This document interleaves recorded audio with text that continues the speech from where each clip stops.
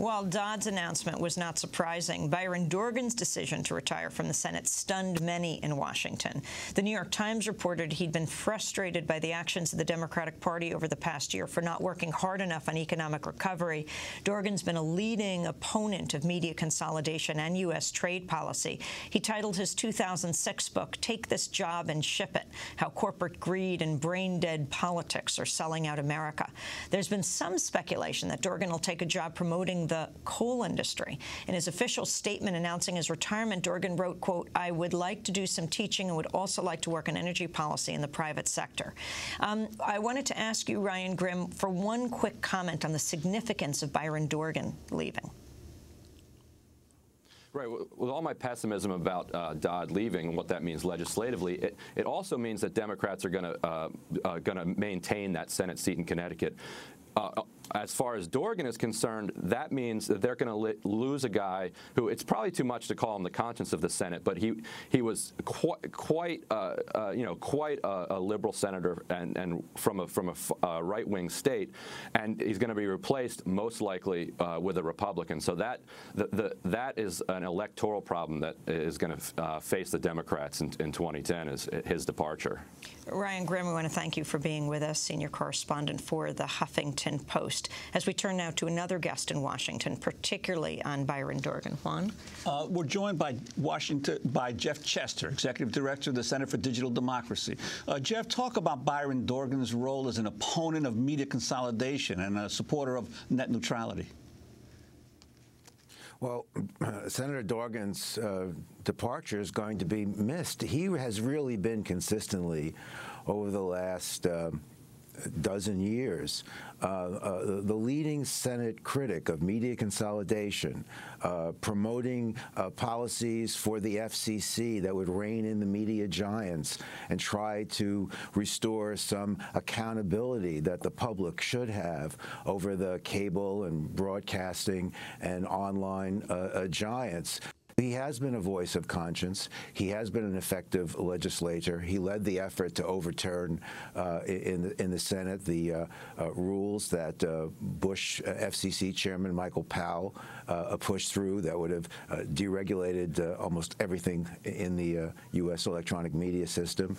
So we are going to need someone to fill his very large and important shoes, especially at this critical moment with the U.S. media system.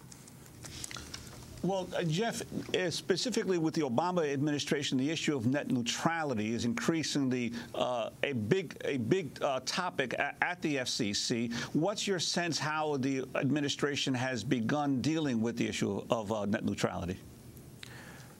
Well, look, this is a very critical moment for the future of U.S. and, of course, global digital communications. I mean, the reason you're seeing Comcast buying NBC, this fight between Time Warner and Fox, the battle over network neutrality, is that our media system is in this fundamental transition, how we consume media and how we distribute media. And the big media giants want to have as much control over the new system as they've been able to do over the old system of broadcasting and cable. I think the FCC under the Obama administration is on a course to enshrine rules around network neutrality, but whether or not they will truly be effective, given these new mergers that are emerging and other powerful interests shaping the future of media, remains to be seen. I think the Comcast-NBC potential merger is a real test case for the Obama administration. Juan, I hope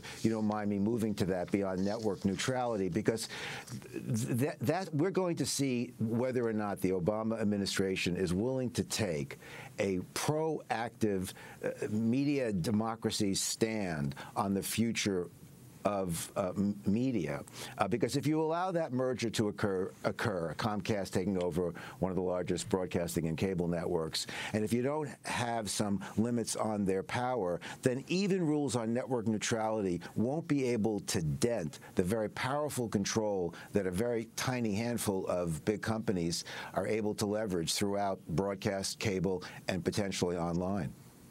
One, actually, let's talk and I want to say, I think Jeff, just one sec. I just wanted to really clarify what it is you're talking about. One, if you could talk more about the significance. Well, on Wednesday, the Justice Department did confirm it will lead an antitrust review of Comcast's deal to acquire a controlling interest in NBC Universal.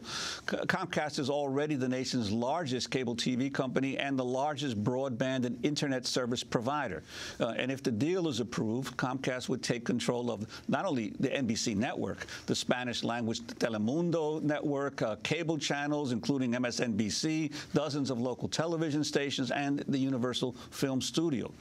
Critics are saying the government regulators should reject the merger. And a recent report by the media group Free Press said, quote, a vertically integrated Comcast NBC would not only control marquee television and movie content, it would also control the primary avenues for distributing that content, a major television broadcast network, a major cable system operator, and a major broadband internet access provider. Meanwhile, in another closely watched story about the media, a major dispute between the nation's second largest cable company, Time Warner Cable, and Rupert Murdoch's News Corp has finally been resolved. The dispute centered on how much the cable company should pay for the right to deliver the Fox network. Jeff, continue to talk about these issues.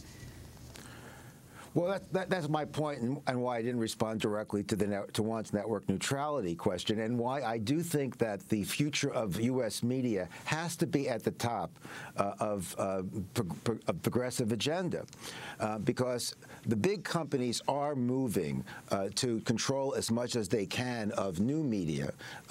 They want to make sure that their very lucrative business model, which is basically a monopoly model, getting money from us each month for cable or satellite service, even though there are some benefits to the satellite service, these big giants are able to get, monopoly subscription fees. They want to extend that pay-as-you-view model to the online world. I think it's important to recognize that in the not-too-distant future, and Google's new phone released this week is a good example, we'll be watching our video and creating our video not just through television, and not through our PCs, but also, and particularly important, mobile devices. So the whole distribution landscape is changing. Young people are very comfortable watching and creating video through their mobile devices.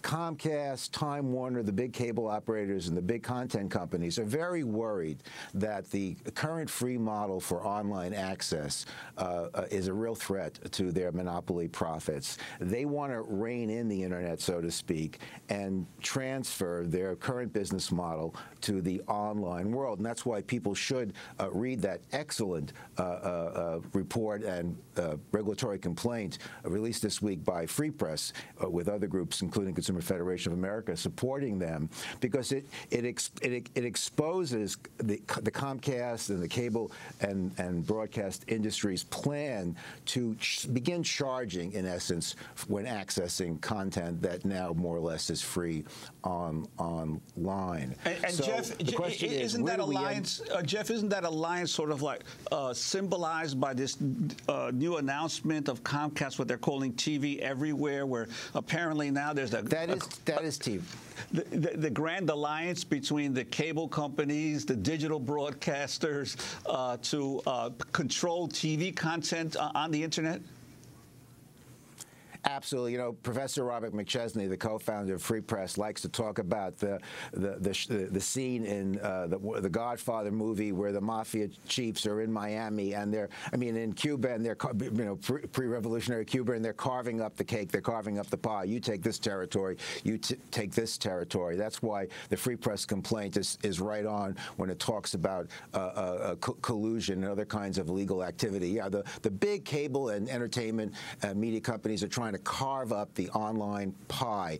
It's called TV Everywhere, and extend their control. So you have the worst of several possible worlds. You have a handful of companies controlling television, in essence, broadcast and cable television, and they'll be able to extend that to online and get hefty fees from us for cable service, for broadband service, plus all kinds of new forms of advertising. And that's why I think it's a test case for the Obama administration. But I also think it's a test case for progressives, because while we need to support the work of Free Press and Consumer Federation of America and Media Access Project and other groups trying to keep this system open.